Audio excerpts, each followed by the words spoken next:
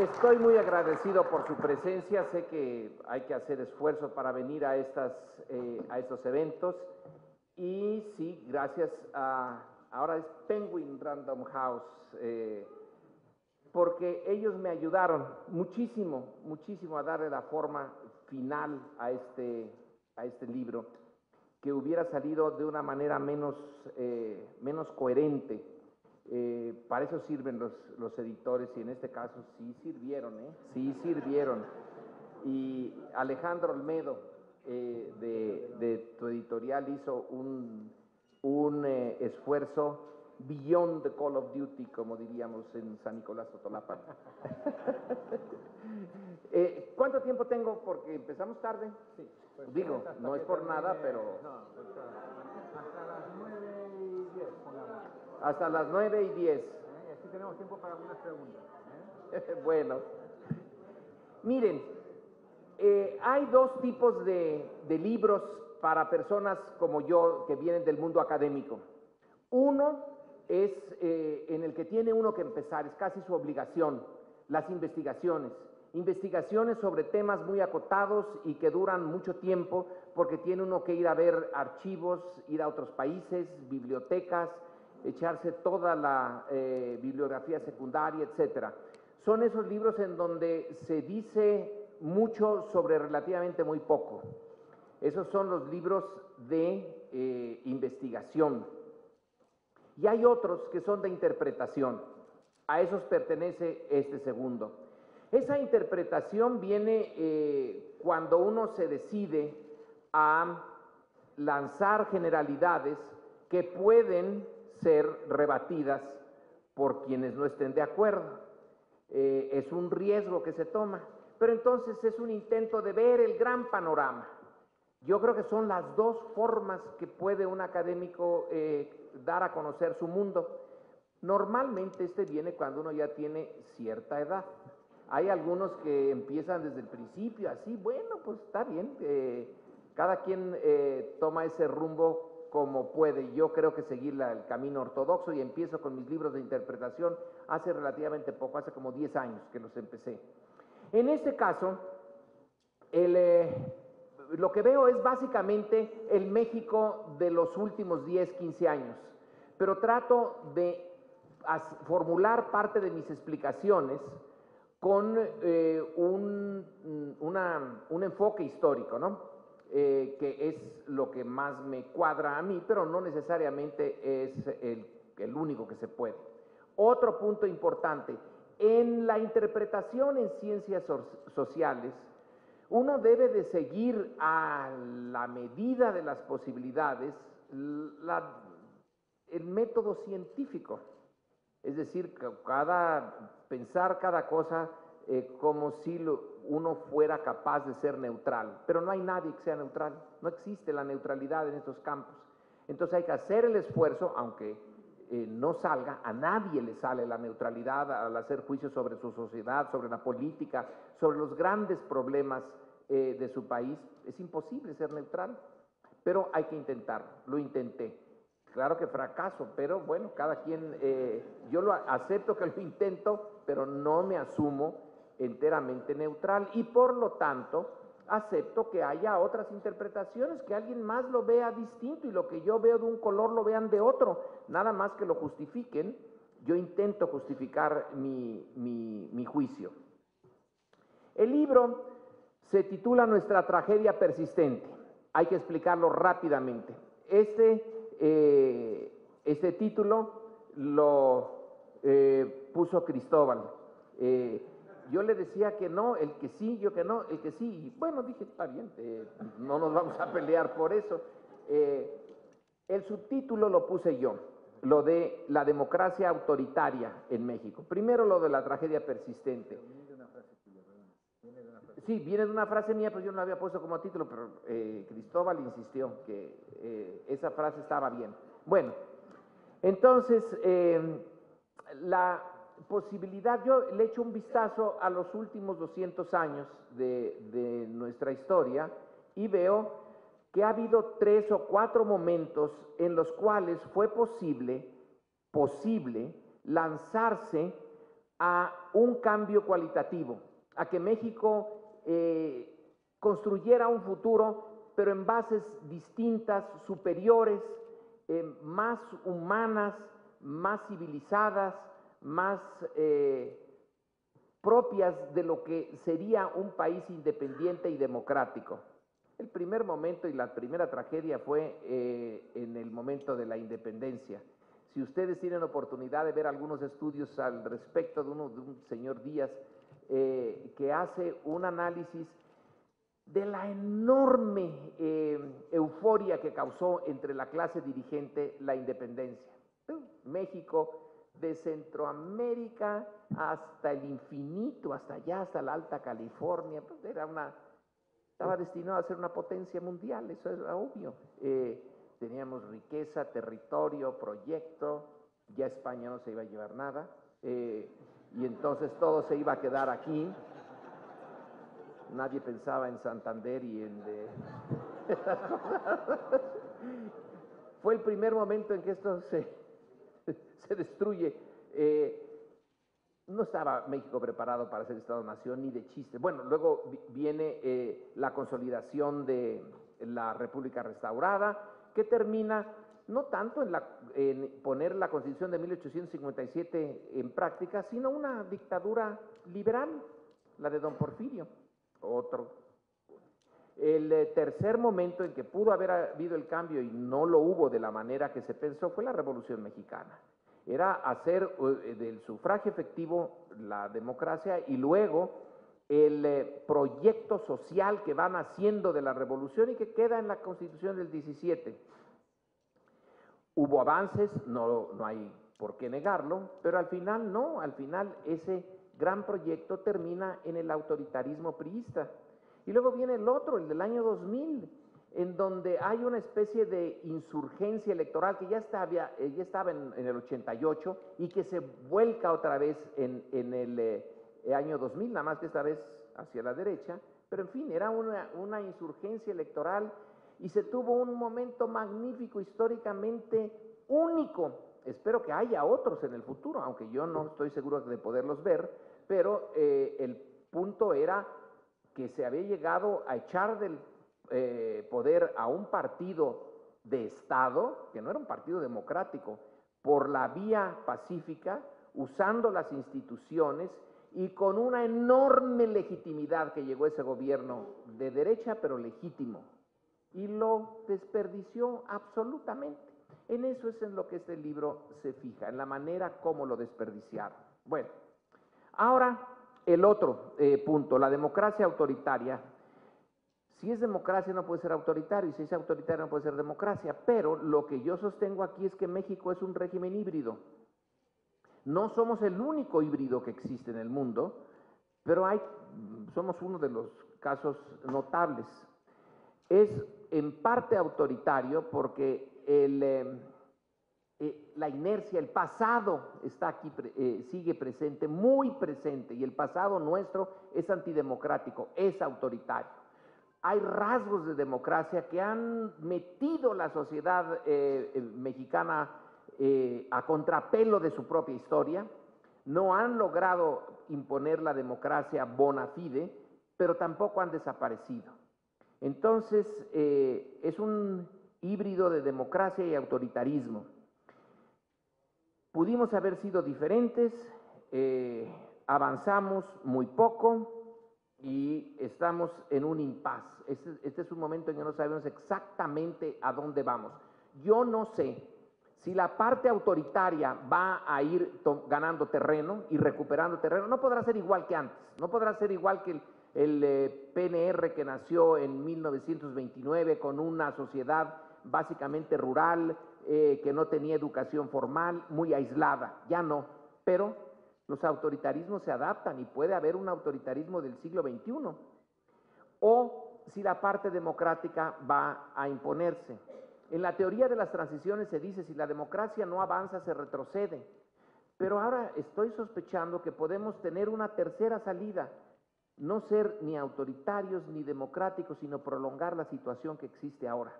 Que este híbrido se convierta en un régimen, lo que parece ser un momento pasajero, se convierta en la esencia de lo que será dentro de 5, 10, 15, 20 años, no sé. Es una posibilidad. Entonces yo presento aquí 3 caminos. Que vuelva a tomar impulso la democracia, porque ya hay una parte de la sociedad mexicana que está comprometida con eso y que lo quiere, ya la vio, la olió, la tentó durante un momento y puede volverlo a intentar.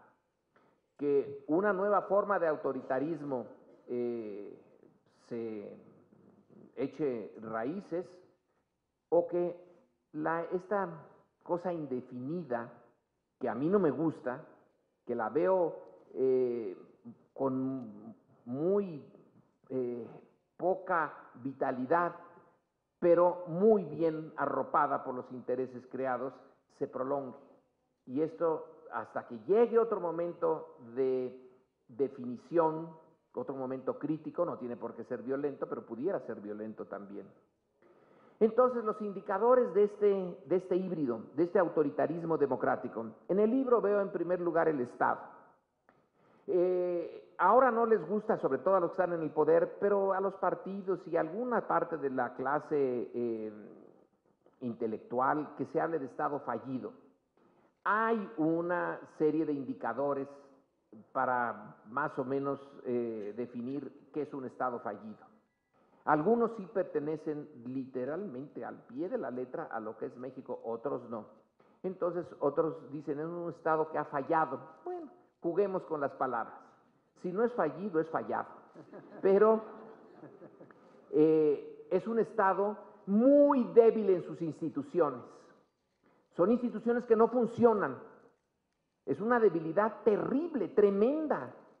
Cuando uno ve que de los crímenes reportados, además hay una cifra negra de los no reportados, y en cualquier caso de los reportados, más del 90% no llegan a resolverse, bueno, pues entonces, si eso no es fallido, pues sí está fallando de una manera sistemática y terrible en ese aspecto de proveer justicia, que es una de las cosas elementales que un Estado debe de hacer para sus ciudadanos y que le dan legitimidad.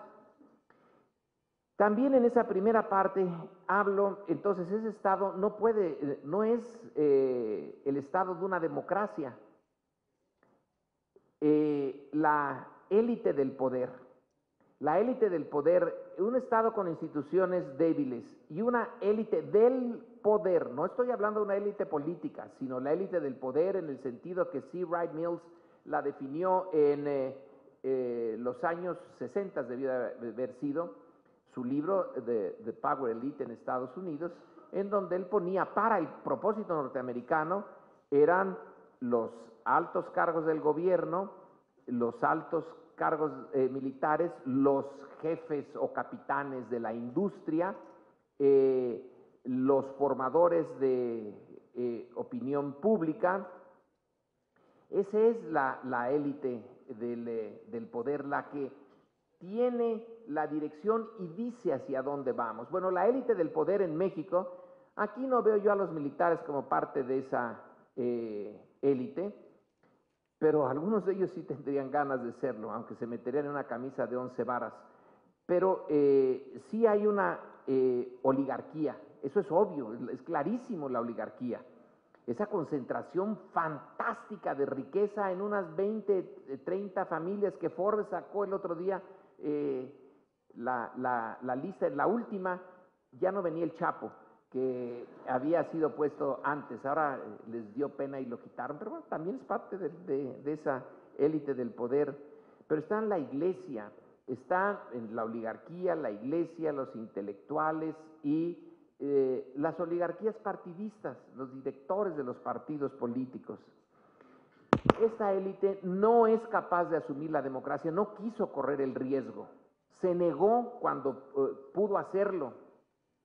Entonces, ahí está, en un Estado con instituciones débiles y una clase dirigente, un grupo dirigente, una élite del poder que decide que sí acepta el cambio del PRI al PAN, de la derecha autoritaria a la supuesta derecha democrática panista, supuesta porque al final considero que no cumplió con esa condición, pero nada más, es decir, un pluralismo muy limitado.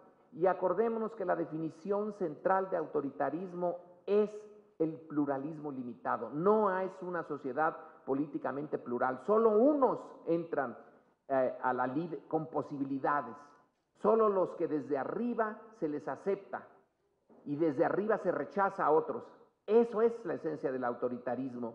Y la definición es muy buena de Juan Linz y tiene toda una bibliografía sobre qué es un sistema autoritario, pero ese es su punto central, que limita la pluralidad en la política, y aquí se ha limitado a la izquierda. La izquierda no puede llegar por las buenas o por las malas. Y haya sido como haya sido, la derecha panista se quedó allí, porque esa élite del poder le falta visión. En el siglo XXI, quienes podían haber asumido el liderazgo, el relevo en esta transición, no querían acabar ni con el sistema capitalista, ni con la economía de mercado, ni acabar con la estructura de clases, ni nada. La izquierda ya ha perdido su filo revolucionario, a cambio ha adoptado y se ha adaptado a las condiciones de la democracia burguesa. Bueno, en otras partes no le tienen ese miedo. Claro que la derecha chilena, vaya que sí es derecha, y no le gusta la izquierda, pero ya dijo, bueno, después de Pinochet, ok, ya no le vamos a poner peros, y ya ahora está Bachelet, otra vez, bueno, todavía no, pero casi, no falta mucho, está otra vez una izquierda bastante moderada, y hasta los pinochetistas se tragaron eso, pero aquí no, aquí no. Aquí hubo el peligro para México, se va a destruir la nación y no podemos permitir eso. Entonces, haya sido como haya sido, se quedó la derecha.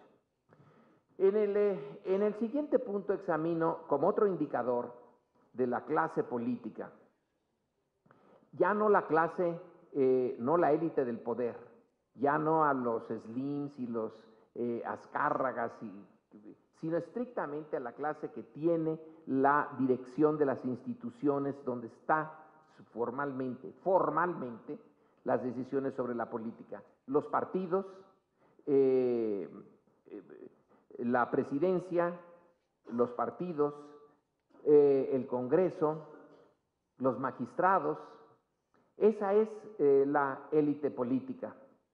Y esa élite política realmente es de una calidad muy inferior al reto que tenía y que tiene enfrente. No saben en realidad a dónde ir y pareciera una élite en donde la lógica es la de proteger su posición, estar en donde están, pero no el proyecto nacional, no arriesgarse, sino donde están, quedarse y perpetuarse, porque tienen tanto ingresos legales muy altos como los ilegales, que pueden ser todavía más altos. Y entonces tienen una situación de privilegio, de superprivilegio. Es una clase política que uno ve otras clases políticas y dice, Dios santo, ¿por qué esta vergüenza? Si uno ve como clase política, es chiquito, sí es chiquito, es modesto y a lo mejor eso le ayuda, pero también su historia le ayuda, a Uruguay. Y uno ve al presidente Mujica que no cambió de casa, no a la casa presidencial no va y sigue con su bocho. Y su señora esposa, que es senadora, es la que está planchando la ropa en el desayuno. Ya me imagino yo a la gaviota planchando ropa en Los Pinos.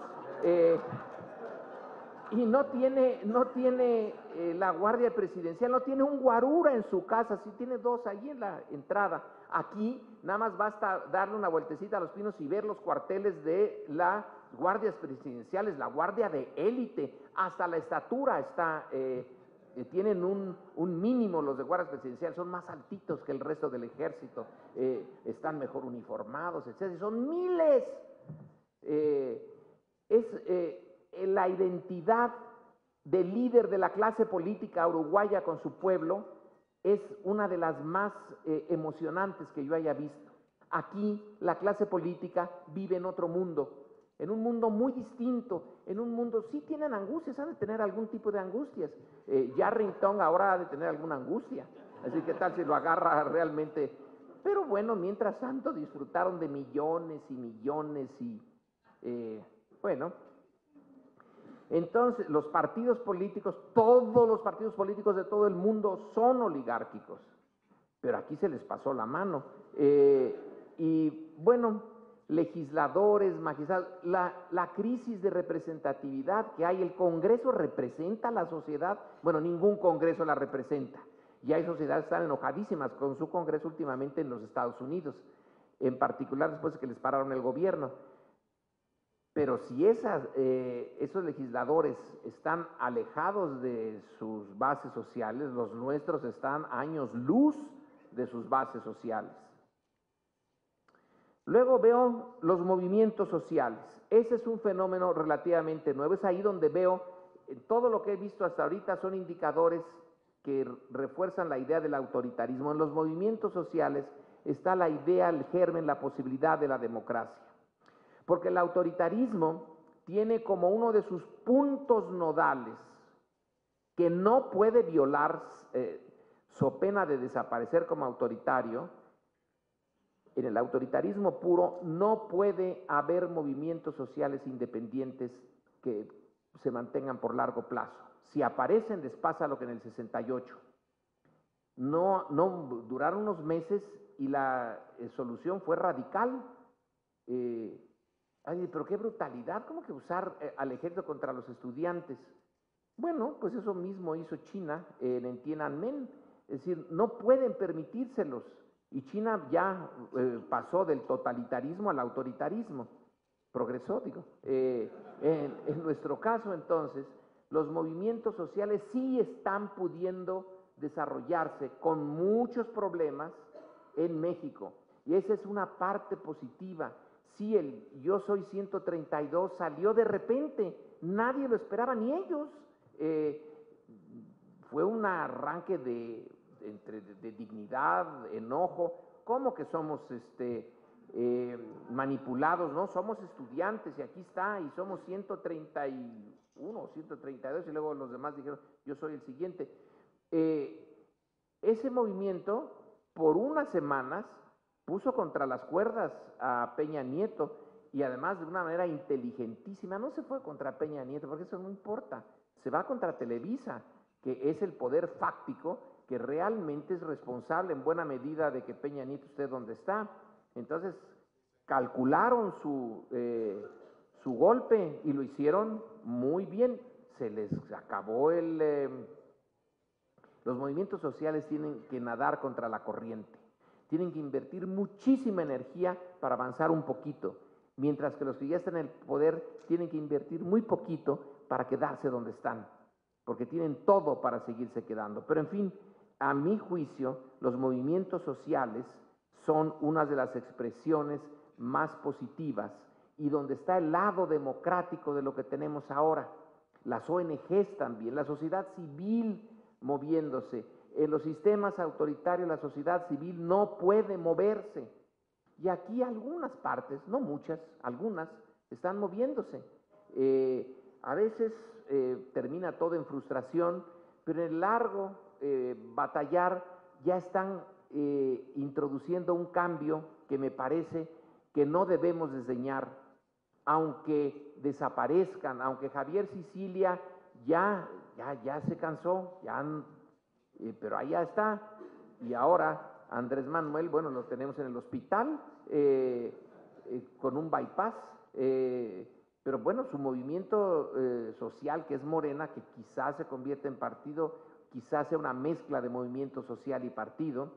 El doctor Mireles, bueno, no sé si es doctor, pero médico sí es, allá en Michoacán, y las autodefensas,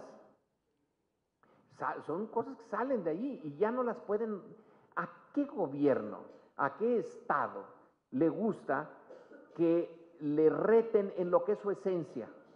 Max Weber dijo, y yo creo que fue una muy buena definición la de Max Weber, que fue cómo definir el Estado, el monopolio de la violencia legítima. Tan sencillo, es una de las más elegantes definiciones que hay de Estado y una de las más elegantes que hay en ciencias sociales. La violencia legítima. Bueno, pues las autodefensas le quitan el monopolio, porque aunque sean chiquitas, ellas también son legítimas, porque les dio legitimidad a su violencia organizada la sociedad de la cual nacieron. Entonces hay dos violencias legítimas en México. Entonces, ¿dónde está el Estado? En teoría, ya desapareció porque desapareció su esencia. Cuando tiene que admitir que no puede contra el crimen organizado y que las autodefensas son una estructura armada que tiene que reconocer y aceptar, pues entonces el Estado, vaya que sí tiene problemas. Pero del lado de la sociedad, de una manera dramática, llena de sangre, porque ahí sí, se están jugando la vida estos personajes. Esta sociedad civil se mueve en muchos ámbitos y sus movimientos, y los zapatistas ya están encapsulados allá en Chiapas, pero siguen, ahí están. Entonces, los movimientos sociales son la expresión a veces muy débil, a veces contradictoria, a veces desorganizados, que son lo que da esperanza de una semilla de democracia que no teníamos porque esta sociedad no se movilizaba, y ahora sí. Otro elemento que está en el libro es el crimen organizado. Bueno, siempre ha habido crimen en México, y más o menos organizado y desorganizado, pero es que ahora ha adquirido una dimensión distinta, terrible, que nos pone como una de las sociedades más violentas y desajustadas del mundo. Cuando uno ve los ejercicios que hacen estas ONGs internacionales de cuál es la sociedad con más apego a derecho, o cuál es la sociedad con más transparencia, o cuál es la sociedad con más violencia, y resulta que estamos nosotros en los primeros lugares de las cosas malas. Cuando uno ve sus encuestas y sus intentos de medir, por ejemplo, el nivel de la educación, entonces estamos en los últimos lugares. Cuando uno ve la comparación de las sociedades por distribución del ingreso, pues somos de las más desiguales. Entonces, en el caso de la violencia, nos acercamos a un grado que muy pocos países tienen de violencia. Ese actor no juega en las ligas de la democracia. Puede uno intentar, yo no lo intento, pero puede uno intentar explicar las razones sociales y encontrar una cierta relación con movimientos sociales, pero al final de cuentas, su lucha no es revolucionaria, su lucha no es por cambiar México, su lucha es por explotar a México, y en eso se hermanan con los poderes fácticos. En un momento es el narcotráfico el que los alienta, los alimenta, los hace crecer, el mercado está afuera, los dólares vienen de fuera, las armas vienen de fuera. Pero ahora el crimen organizado ya tiene una parte que está medrando directamente de México, ya no tiene que ver con el mercado externo. Incluso si desapareciera el mercado del narcotráfico, ya está lo suficientemente organizado en Michoacán, por eso es que la sociedad se organizó en las autodefensas, porque le cobran al de la tortillería, al de la carnicería, al que cosecha los limones, al que cosecha aguacate, al que los transporta. Eso es extraer recursos no de los drogadictos norteamericanos, ni de los drogadictos nuestros, que ya también aumentaron. Es de la sociedad trabajadora de la que están explotándolos. Es una sociedad que no tiene manera de defenderse, se le están cobrando doble impuesto. Eso no es un factor secundario, es un factor central y no va por el camino de la democracia. También trato lo que podríamos llamar el factor americano.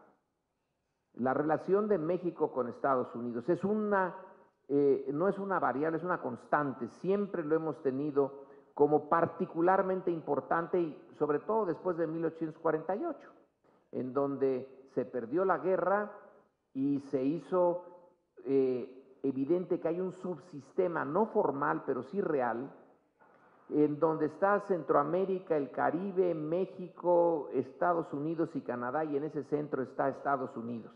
Es el dominante, ya para la segunda mitad del siglo XIX, no hay duda. Estamos metidos en ese sistema, en ese. Y sigue siendo, el factor norteamericano no fue un factor democrático, es una cosa entre triste y muy desafortunada. Porque Estados Unidos se presenta durante la Guerra Fría como el campeón de la democracia. Ellos están allí porque los soviéticos, los comunistas del bloque socialista, es el enemigo declarado de la democracia. Ellos son los demócratas. Pero en la vida práctica lo que hicieron fue sancionar la existencia del régimen autoritario mexicano como si fuera democrático, como si el PRI realmente fuera un partido y las elecciones fueran elecciones y las ganaran por la decisión de la mayoría. Se hicieron tarugos porque les convenía, porque era parte de la Guerra Fría. El autoritarismo mexicano les daba seguridad. Estaba allí para mantener el orden en un mundo en desorden. Y si el precio era decir, pues ustedes son demócratas, pues era un precio baratísimo. Y el PRI, pues compró eso, se hizo de un anticomunismo efectivo pero discreto. No era vociferante como algunos dictadores de América Central o como serían más adelante las dictaduras militares de Chile, Argentina, Uruguay, Brasil. No, los mexicanos eran anticomunistas muy discretos, pero usaban la necesidad norteamericana. Y ese factor norteamericano sigue jugando en el mundo mexicano. Ese factor norteamericano aceptó, bueno, lo que aceptó la sociedad mexicana, que Fox había sido electo de manera legal, etcétera, etcétera. Pero cuando viene Calderón, pero más tardó en venir la decisión de que, bueno, pese a que el Tribunal Electoral del Poder Judicial de la Federación dijo, bueno, hubo violaciones a la ley, pero bueno, pues no sabemos qué tanto sea. Estados Unidos aceptó de entrada la legitimidad de Calderón. Estados Unidos y España, que fueron dos cosas interesantes. El Partido Socialista Obrero Español fue de los primeritos en decir, sí, eso es, y ya no le muevan, ya.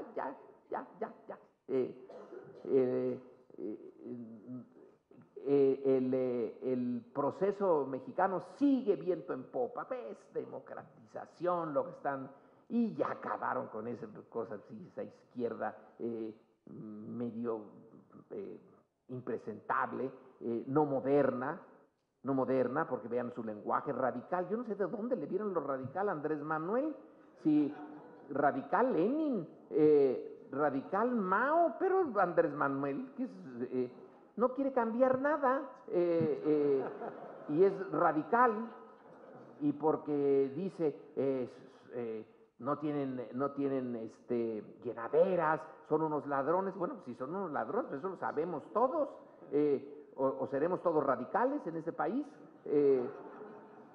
entonces el factor externo volvió a legitimar, y con mucho, esta falla de la democracia recién nacida mexicana. Y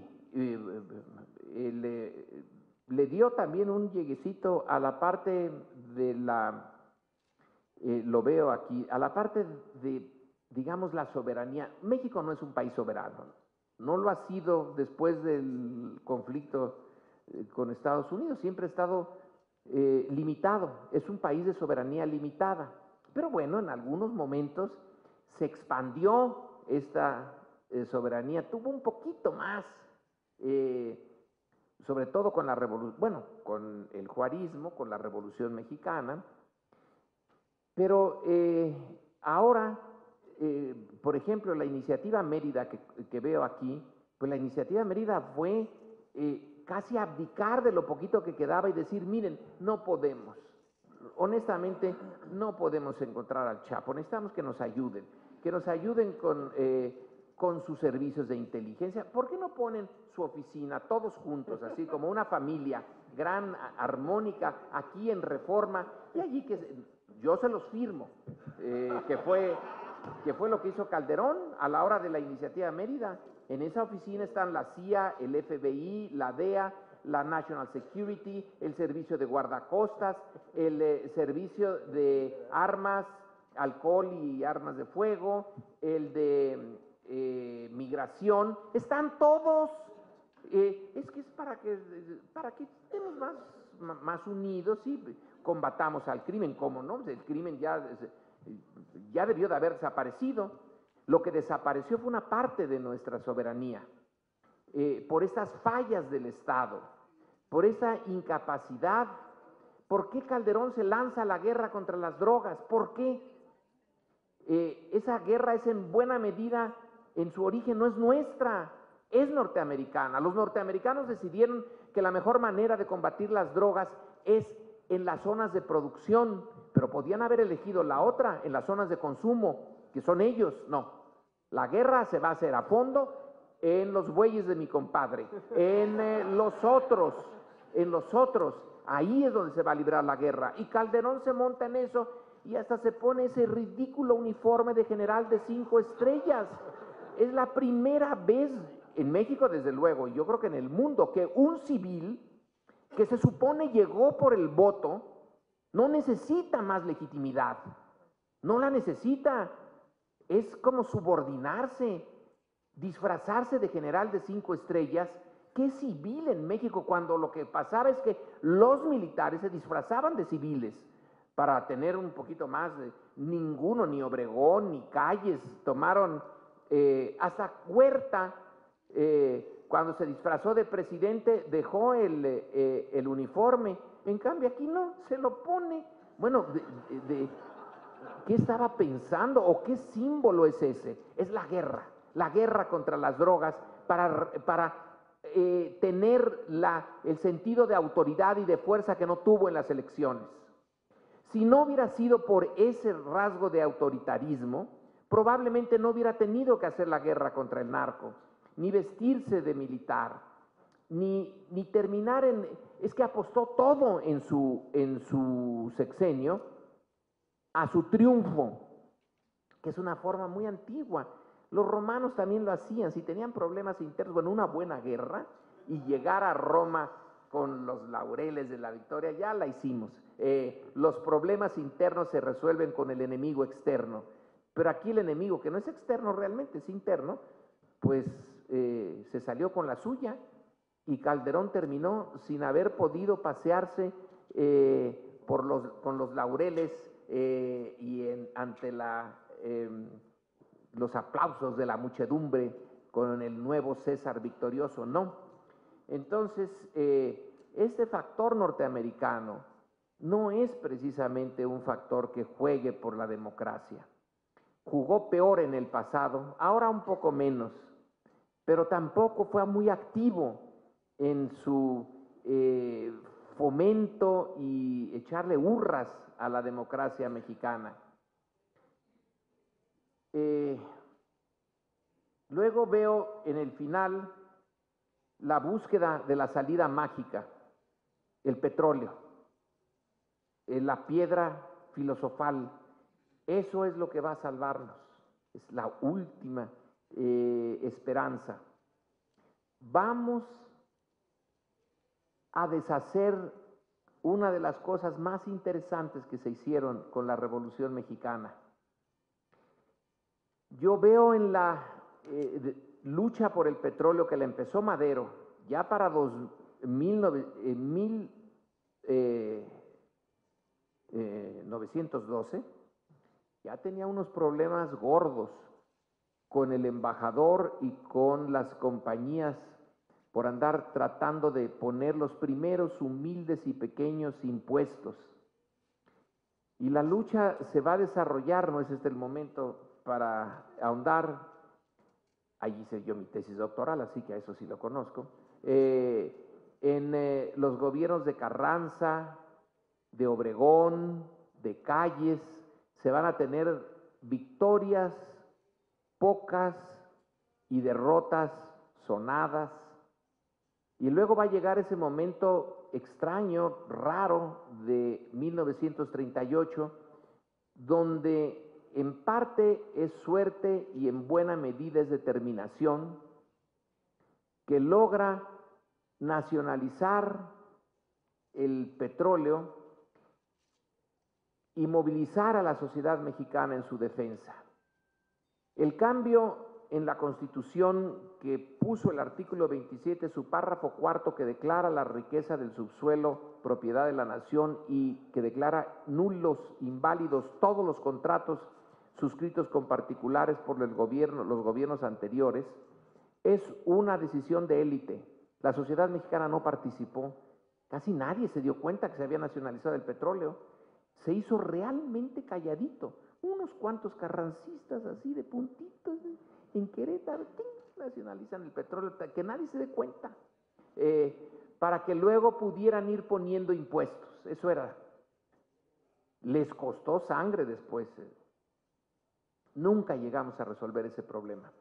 Las potencias externas y sus gobiernos dijeron no, eso es retroactivo y la retroactividad va en contra de las reglas del derecho internacional y no lo aceptamos. Hasta que llegó Cárdenas y dijo, ¿qué tal si no me meto con la Constitución? Sino que uso a un sindicato y como ustedes desobedecieron a las autoridades laborales, pues los nacionalizo. Y no tengo para nada el nudo gordiano, que era la parte legal, lo cortó de tajo, limpiamente.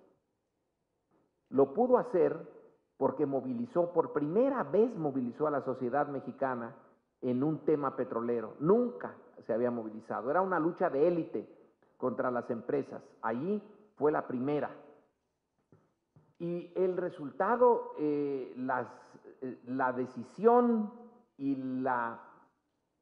el medio internacional, la Segunda Guerra que ya se venía, Roosevelt en la presidencia, el embajador norteamericano que teníamos por primera vez, un embajador decididamente con simpatías por las reformas en México, todo eso se conjunta para lograr que tenga éxito.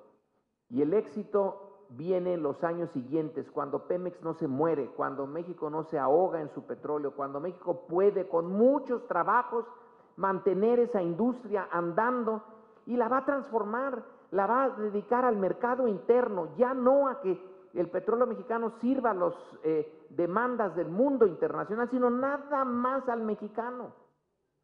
Pero el fracaso de la clase política mexicana en 1900, fines de los 70, principios de los 80, hace que México se petrolice. Y para sacar del problema que ya estaba al final del gobierno de Echeverría, se lanzan sobre el petróleo y otra vez México como exportador, productor va hacia el mercado internacional y ahí estaba la respuesta. Íbamos a lograr, dice López Portillo, ni más ni menos que meternos en un problema que es administrar la abundancia. Vamos a tener un problemón, vamos a tener tantos recursos que vamos a ver cómo los administramos. De allí se viene cuesta abajo hasta llegar a este momento. Ahorita, ¿qué es lo que se pretende? Que vuelvan otra vez las empresas para ver si así sacan a esta economía estancada. La economía de este año creció 1.3, dicen los optimistas. Los pesimistas dicen 1.2. Y la población creció 1.2. Entonces, ¿cuál fue el resultado? No se necesita muchas matemáticas para ver que nos quedamos estancados. Entonces, ahorita como último, se dice, bueno, que vengan y que inviertan y nos salven, nos saquen. Ya no podemos, nosotros no podemos con el petróleo, no sabemos administrarlo, no sabemos las técnicas, no podemos sacar el tesorito del fondo del mar. Necesitamos que venga otra vez el hombre blanco a decirnos cómo se hace esto para que lo podamos hacer. Y están las empresas ahí listas ya. Y va a ser dentro de unos días, en unos días viene eso. Es la defensa a costa del petróleo, de la incapacidad que tiene el sistema de sacar adelante a la economía mexicana. Y yo me temo también, ya casi son las 9:10, Cristóbal, no me tardo más de un minuto. El punto es que en un régimen tan corrupto como este, introducir esos actores, en primer lugar, los privatizadores seguro que van personalmente a disfrutar muy bien esta decisión por varias generaciones. Y luego, meter a las empresas, si ya hay unos poderes fácticos muy antidemocráticos, cuando lleguen los poderotototes fácticos que son las empresas petroleras, más se va a reforzar este grupo de grandes concentraciones económicas que no son precisamente amantes de la democracia, que en otros países toleran la democracia, incluso se mueven bien en la democracia. Pero aquí en México quien les abrió la puerta es el PRI recién llegado. Y ese PRI no democrático, y están entonces casi por definición, van a tener que estar comprometidos con la prolongación del PRI. Y bueno, eso es lo que veo en este libro. Lo hago en forma de un análisis muy general, son pincelazos grandes. Lo presento como una posible interpretación del México actual. No digo que alguien no pueda decir, esto no encuentro defectos aquí, le voy a hacer una contrahipótesis allá, pero por lo menos creo, espero, poder haber contribuido desde la inconformidad con la situación que vivimos a hacer un análisis de la situación en que vivimos. Mil gracias.